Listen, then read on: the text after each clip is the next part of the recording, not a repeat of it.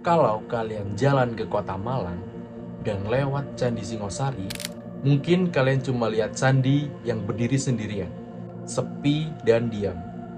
Tapi, apa kalian tahu kalau candi ini adalah kisah saksi mata dari kisah ambisi, pengkhianatan, dan pertumpahan darah. Bahkan, awal kerajaan terbesar di Nusantara. Hari ini kita bakalan ngebahas perjalanan kerajaan Singhasari, misteri di balik Raja Kertanegara, sinkretisme Hindu dan Buddha, sampai cerita lokal dari juru kunci yang ada dan bahkan gak nyambung sama catatan resmi. Tapi itu yang bikin menarik. Segmen 1. Asal-usul Singosari. Kisah yang dimulai dari seorang biasa. Jadi, sebelum jadi kerajaan besar seperti sekarang, wilayah Singosari ini dulunya adalah wilayah yang kecil bernama Tumapel. Masih di bawah kekuasaan Kerajaan Kediri pada abad ke-12. Pemimpinnya seorang Akuwu bernama Tunggul Ametung. Tapi politik waktu itu sedang lagi kacau. Kontrol Raja Kediri juga masih melemah. Sehingga banyak pejabat daerah mulai merasakan gerah. Dan di tengah kekacauan itu, muncullah seorang tokoh yang dikenal paling ambisius bernama Ken Arok. Menurut naskah Pararaton, Ken Arok ini bukan bangsawan. Tapi jika dilihat menurut ambisinya, Ken Arok ini mempunyai ambisi level dewa. Dia membunuh Tunggul Ametung hingga mengambil alih Tumapel dan sampai menikahi Ken Dedes, perempuan yang diyakini membawa wahyu kebrawon alias keberuntungan bagi calon raja. Setelah itu semua, ia memimpin pemberontakan besar melawan Kediri pada tahun 1222, di mana dikenal dengan pertempuran Genter. Dan boom, Kediri tumbang.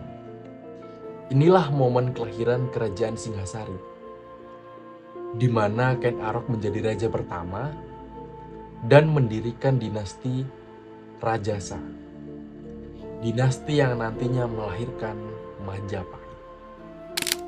Segmen 2. Drama dinasti Anusapati, Tohjaya, dan Ranggawuni. Setelah Ken Arok meninggal dunia, ternyata bukanlah karena usianya yang tua, tapi karena adanya konflik keluarga. Singhasari saat ini memasuki fase Game of Thrones versi Jawa. Raja-raja setelah Ken Arok seperti Anusapati, Tohjaya, dan Ranggawuni silih berganti naik turun kekuasaan karena intrik internal. Tapi setelah masa panjang penuh keributan, pemerintahan stabil lagi, yakni pada era Wisnuwardana, di mana ini mulai membentuk pondasi kuat untuk generasi-generasi berikutnya. Pondasi inilah yang menjadikan pondasi utama bagi Kertanegara. Segmen 3. Puncak kejayaan era Kertanegara. Nah, kalau ada satu nama yang bikin Singhasari terkenal, itu pasti adalah Kertanegara. Raja yang dikenal paling ambisius dan visioner pada abad ke-13. Kertanegara ingin Singhasari bukan cuma jadi jagoan di Jawa, tapi juga jadi kekuatan yang ada di Nusantara. Pada tahun 1275, ia mengirim ekspedisi bernama Pamalayu untuk pergi ke Sumatera buat memperluas pengaruh dan mengantisipasi ancaman Mongol. Di bidang agama, Kertanegara memprakarsai sinkretisme Hindu Siwa dan Buddhisme Tantrayana. Jadi, ini bukan cuma soal spiritualitas, tapi ini juga alat legitimasi politik. Raja dilihat sebagai figur semi ilahi, dan sinkretisme tercermin dalam bangunan candi-candi. Hal ini termasuk candi yang kita bahas pada video kali. Segmen 4. Candi Singosari, arsitektur, makna, dan fungsinya. Terletak di desa Candi Renggo, candi ini berdiri di antara Gunung Arjuna dan Gunung Pegunungan Tengger. Dibangun dari batu andesit dengan struktur bertingkat yang kalau dilihat kayak piramida menara. Candi Singosari diperkirakan dibangun pada tahun 1300 Masehi sebagai tempat pendarmaan Kertanegara, ritual penghormatan setelah wafatnya raja. Makanya, candi ini punya banyak elemen simbolik Hindu-Buddha, seperti Garbhagriha, yakni ruang utama pemujaan, lalu relung-relung berisi arca Jawa, lalu ada ikon Siva Buddha yang saling berpadu, lalu ada pembagian ruang vertikal yang menggambarkan kosmologi dunia, bawah, tengah, dan atas. Dan sebagai fun fact, bagian bawah candi terlihat unfinished, dan banyak ahli meyakini bahwa pembangunannya terganggu oleh keruntuhan Singasari. Segmen 5. Kehidupan sosial dan peradaban Singasari. Di balik bangunan megahnya, Singasari punya struktur sosial yang serupa dengan kerajaan klasik. Raja sebagai pusat dunia politik spiritual, patih dan pejabat sebagai pengelola wilayah, pendeta sebagai penjaga ritual, serta rakyat yang hidup dalam ekonomi agraris, perdagangan, dan sistem pajak. Sistem keagamaan bercampur antara Hindu Siwa dan Buddhisme Tantrayana dengan banyak ritual publik yang memperkuat legitimasi kekuasaan. Segmen 6. Runtuhnya Singasari, drama tahun 1292. Tahun 1292, kisah Singosari mencapai titik paling tragis ketika pasukan Singosari sedang sibuk ekspedisi. Jayakatwang dari Kediri menyerang, ibu kota jatuh, Kertanegara tewas. Jayakatwang memproklamasikan kebangkitan Kediri, tapi tidak lama. Di tengah kekacauan itu, seorang tokoh penting melarikan diri. Namanya Raden Wijaya. Bersama pasukan Mongol yang datang untuk menghukum Kertanegara, ia menjatuhkan Jayakatwang, dan setelah itu ia balik menyerang Mongol. Tahun 1293, Raden Wijaya naik tahta dengan gelar Kertarajasa Jayawardhana, dan berdirilah Kerajaan Majapahit. Jadi, keruntuhan Singosari justru menjadi fondasi kejayaan Majapahit. Segmen 7.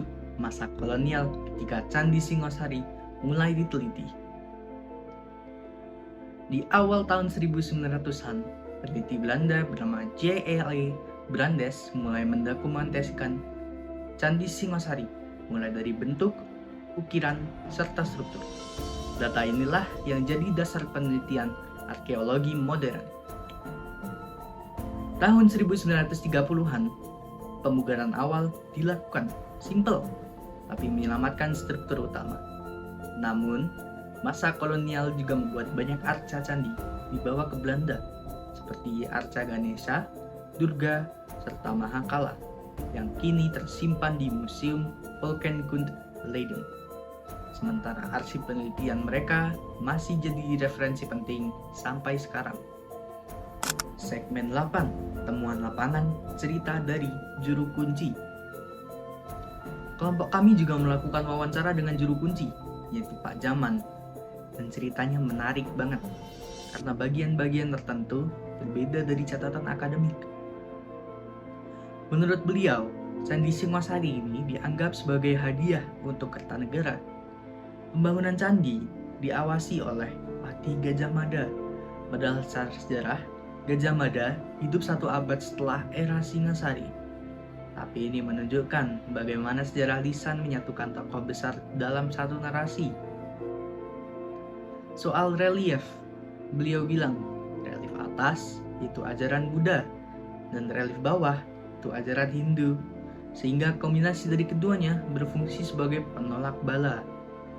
Interpretasi lokal ini sejalan dengan karakter sinkretik Singasari, walaupun istilah penolak bala tidak tertulis dalam sumber akademik. Yang paling menarik, candi ini masih dipakai aktif untuk ritual Hindu, terutama saat Nyepi. Sekitar 50 keluarga terlibat, termasuk aparat dari Angkatan Darat, Angkatan Laut, Angkatan Udara, dan juga kepolisian. Candi menjadi ruang spiritual hidup, bukan hanya objek wisata. Segmen 9, penutup, warisan yang masih hidup. Dari Gen Arok yang ambisius, Kertanegara yang visioner, hingga runtuhnya Singosari dan bangkitnya Majapahit. Semua ini jadi bagian dari rangkaian cerita besar sejarah Jawa.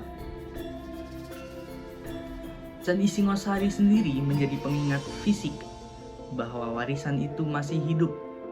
Ia bukan cuma batu tua, tapi simbol dari sinkretisme, legitimasi kekuasaan, dan identitas budaya.